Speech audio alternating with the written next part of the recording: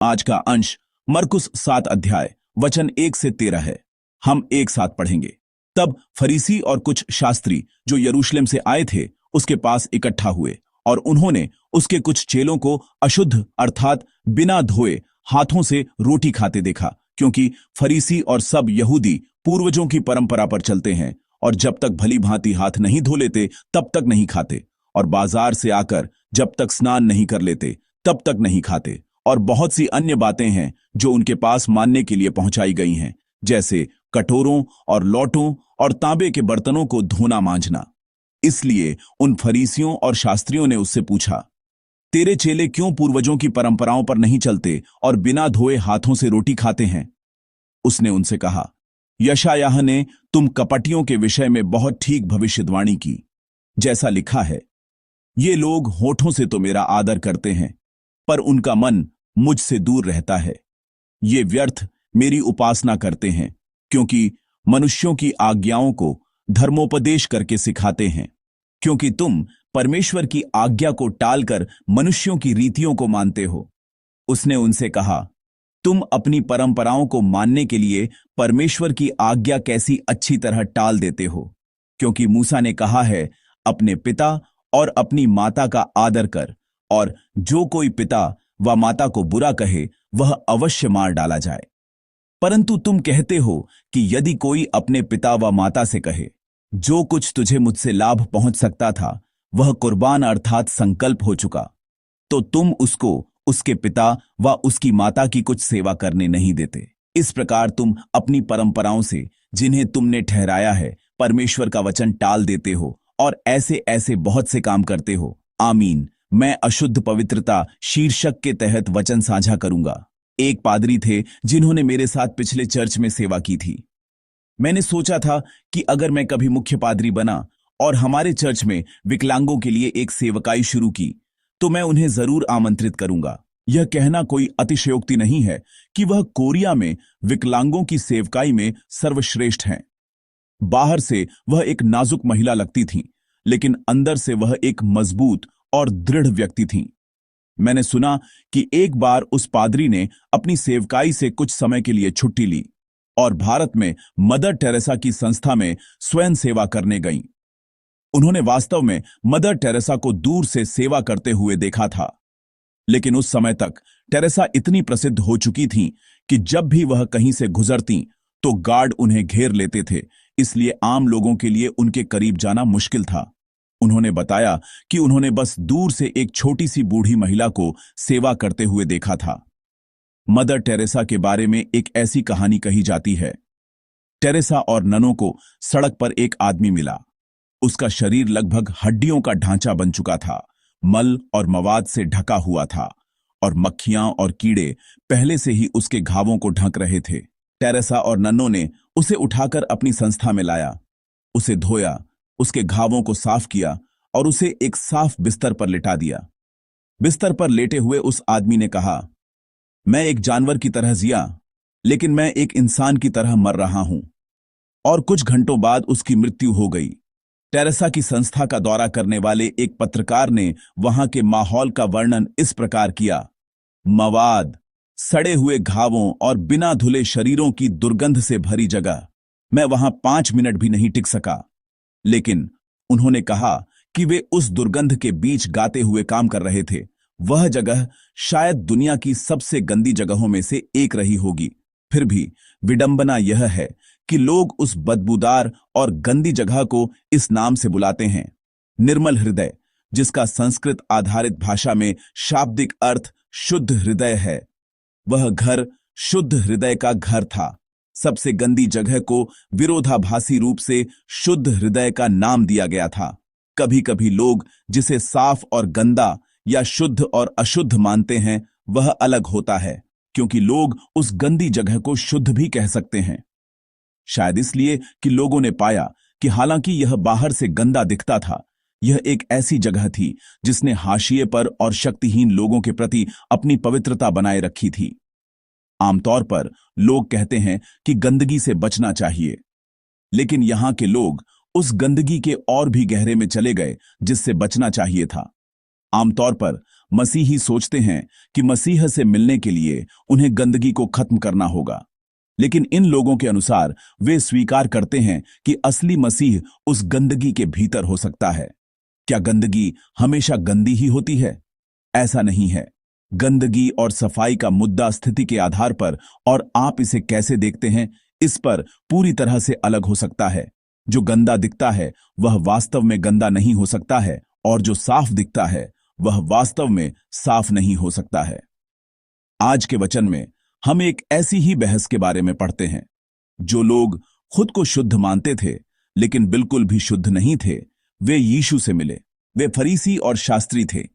उन्हें देखकर मुझे आज के उपदेश का शीर्षक विरोधाभासी शब्द अशुद्ध पवित्रता याद आया, क्योंकि वे पवित्र और शुद्ध होने का दिखावा करते थे, लेकिन उनका असली स्वभाव गंदा और घिनौना था।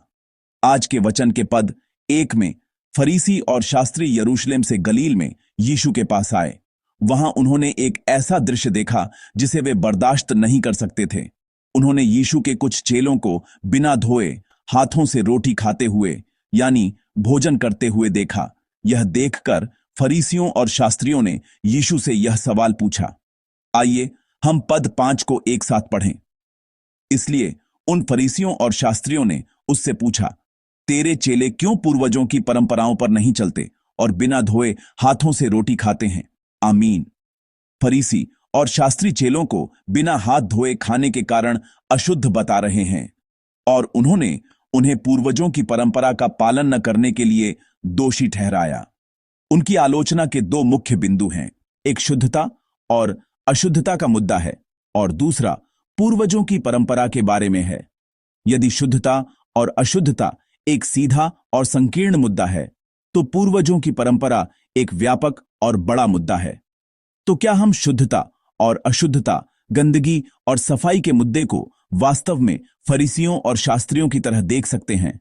क्या यह एक ऐसा मुद्दा है जिस पर हम यह कहकर आलोचना कर सकते हैं, हम शुद्ध हैं लेकिन तुम अशुद्ध हो? महत्वपूर्ण यह है कि बाइबल क्या कहती है। सबसे पहले बाइबल का आधार यह है, कोई भी शुद्ध व्यक्ति नहीं है, कोई भी साफ व्यक्ति नहीं है। यही बाइबल का आधार है। रोमियो 3:10-12 में यह लिखा है, जैसा लिखा है, कोई धर्मी नहीं, एक भी नहीं, कोई समझदार नहीं, कोई परमेश्वर का खोजने वाला नहीं, सब भटक गए हैं, सबके सब निकम्मे बन गए हैं, कोई भलाई करने वाला नहीं, एक भी नहीं। आमीन। सभी ने पाप किया है, इसलिए सभी पापी हैं।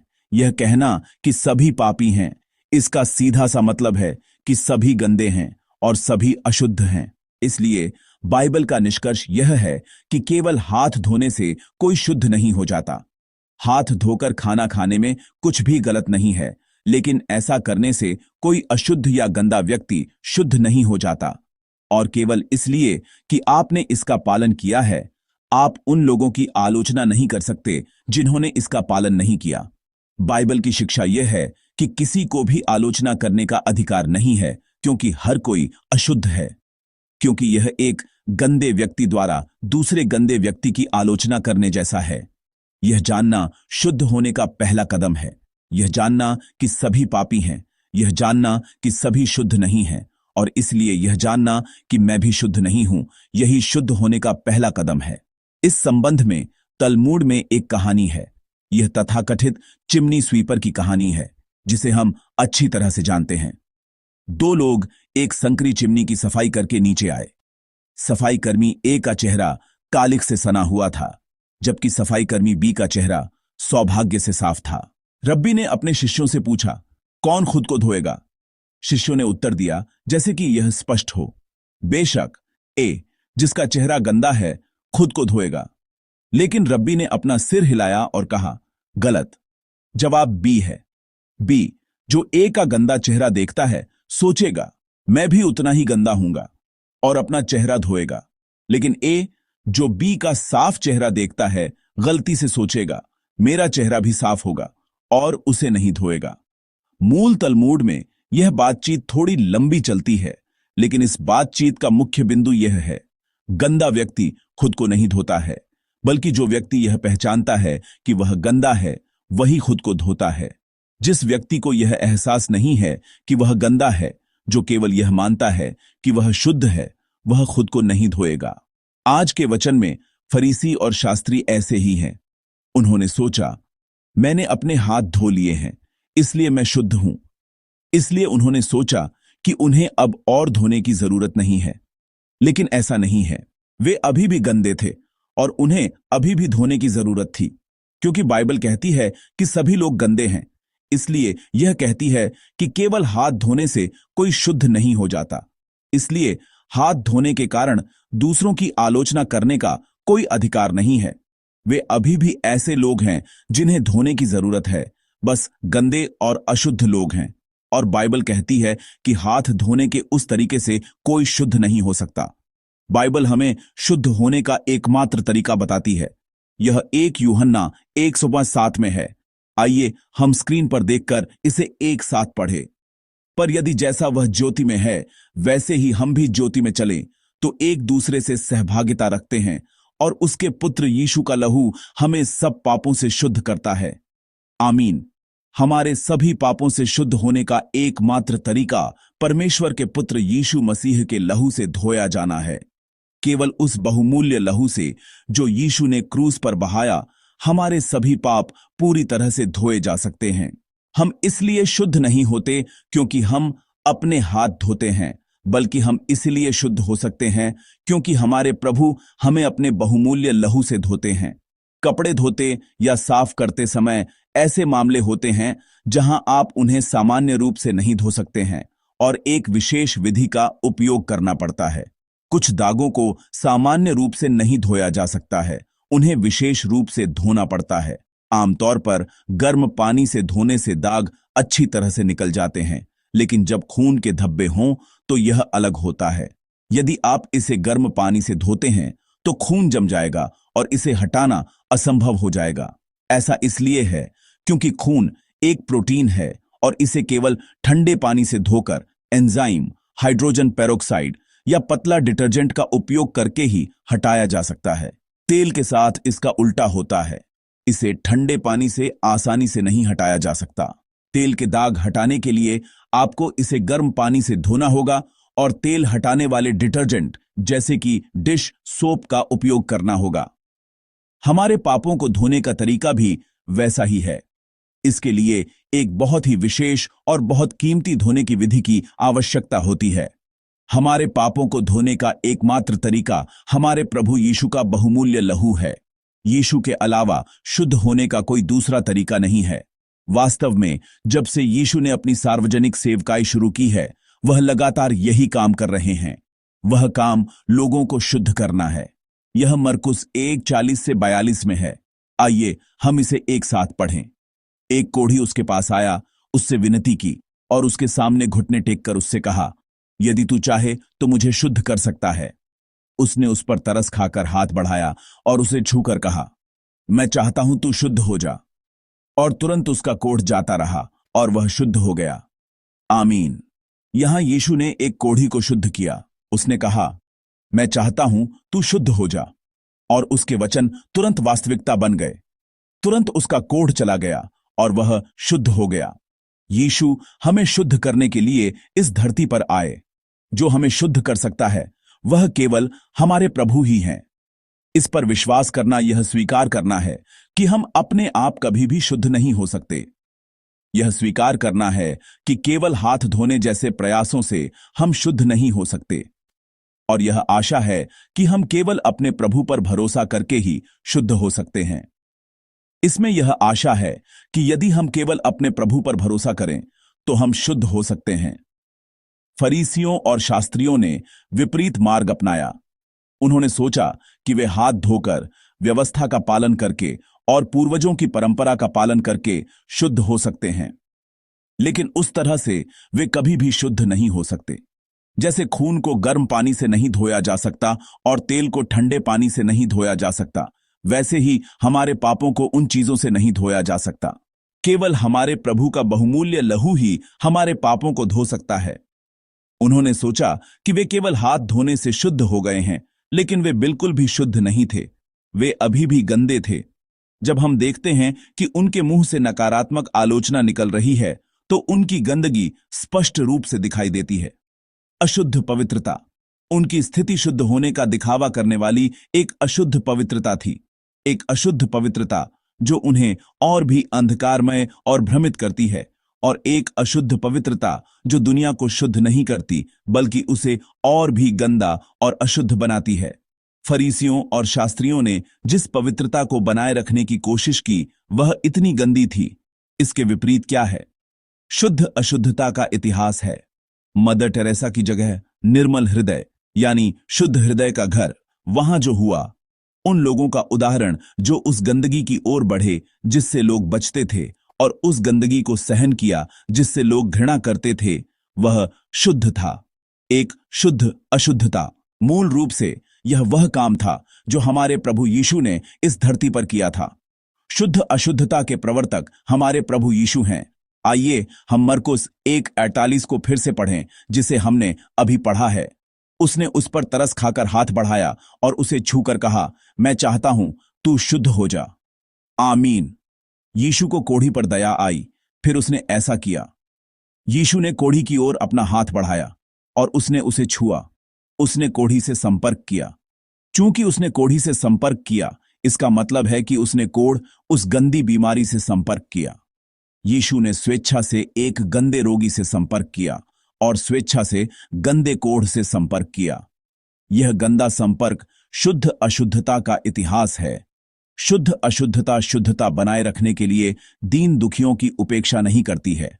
शुद्ध अशुद्धता संदूषण के जोखिम को स्वीकार करती है और स्वेच्छा से गंदा हो जाती है, और यह उस गंदी वास्तविकता में प्रवेश करती है।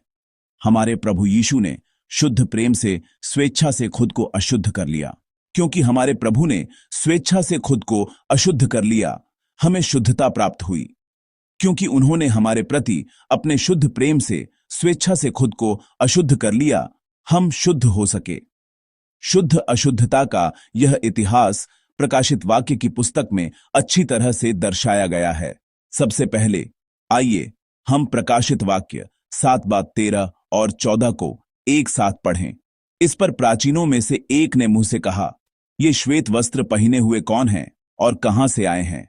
मैंने उससे कहा, हे स्वामी, तू ही जानता है। उसने मुझसे कहा, ये वे हैं जो उस महाक्लेश में से निकलकर आए हैं। इन्होंने अपने अपने वस्त्र मेमने के लहू में धोकर श्वेत किए हैं। आमीन। विश्वासी सफेद वस्त्र पहने खड़े थे। पद 14 कहता है कि सफेद वस्त्र मेमने के लहू में धोए गए वस्त्र हैं। वस्त्र जो मेमने के लहू में धोकर सफेद किए गए हैं, ये वे वस्त्र हैं जो हम स्वर्ग में पहनेंगे। इस प्रकार हम केवल मेमने के बहुमूल्य लहू से धोए जा सकते हैं और केवल मेमने के बहुमूल्य लहू से सफेद हो सकते हैं। लेकिन फिर हमारे प्रभु यीशु, जिन्होंने हमें सफेद वस्त्र पहनाए हैं, वह कौन से वस्त्र पहनते हैं? यह प्रकाशित वाक्य 19:13 में है। आइए हम इसे एक साथ पढ़ें। वह लहू छिड़का हुआ वस्त्र पहने है और उसका नाम परमेश्वर का वचन है। आमीन। हमारे प्रभु, जिन्होंने हमारे वस्त्रों को सफेद धोया, वे स्वयं लहू से छिड़के हुए वस्त्र पहने हुए थे। एक वस्त्र जो लहू से छिड़का हुआ और गंदा था, एक गंदा और अशुद्ध वस्त्र। शुद्ध प्रेम से हमारे प्रभु स्वेच्छा से गंदे वस्त्र पहनते हैं और वे हमारे गंदे वस्त्रों को शुद्ध और सफेद बनाते हैं। प्रिय मित्रों, अशुद्ध पवित्रता और शुद्ध अशुद्धता समान शब्द लग सकते हैं, लेकिन उनमें जमीन आसमान का फर्क है। वे एक दूसरे के बिल्कुल विपरीत फरीसियों और शास्त्रियों ने, जिन्होंने अपनी पवित्रता को अशुद्ध रूप से बनाए रखा, खुद को शुद्ध माना और दूसरों को अशुद्ध कहकर दोषी ठहराया। वे कभी भी शुद्ध नहीं थे और केवल एक और भी गंदा पक्ष दिखा रहे थे। हमारे प्रभु यीशु, जो स्वयं पवित्रता और शुद्धता हैं, ने हमें दिखाया कि सच्ची शुद्धता क्या है।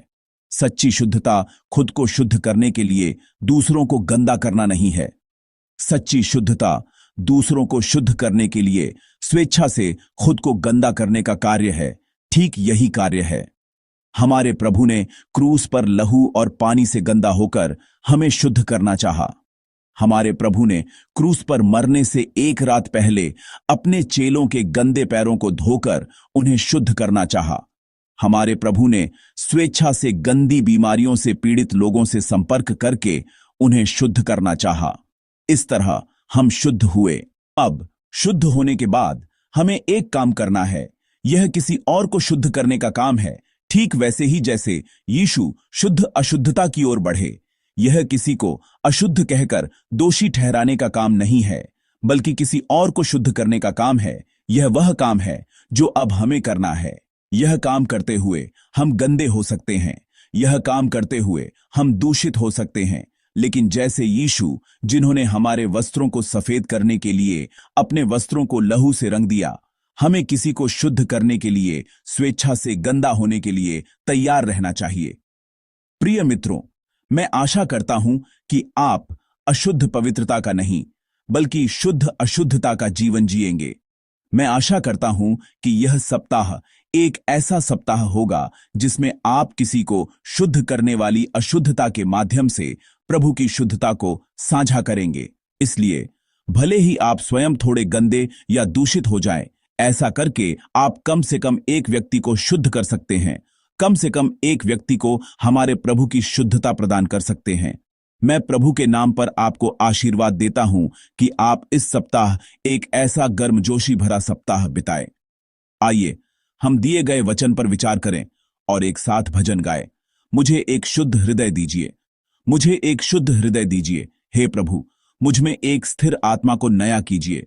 मुझे एक शुद्ध हृदय दीजिए, हे प्रभु, मुझ में एक स्थिर आत्मा को नया कीजिए। मुझे अपनी उपस्थिति से दूर न करें और अपनी पवित्र आत्मा को मुझसे न लें। अपने उद्धार के आनंद को मुझ में फिर से स्थापित करें और मेरे अंदर एक अटल हृदय दीजिए।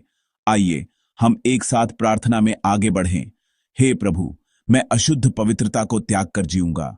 मुझे केवल खुद को शुद्ध करने के अभिमान और हठ को त्यागने में मदद करें और मुझे दूसरों को शुद्ध करने का जीवन जीने दें।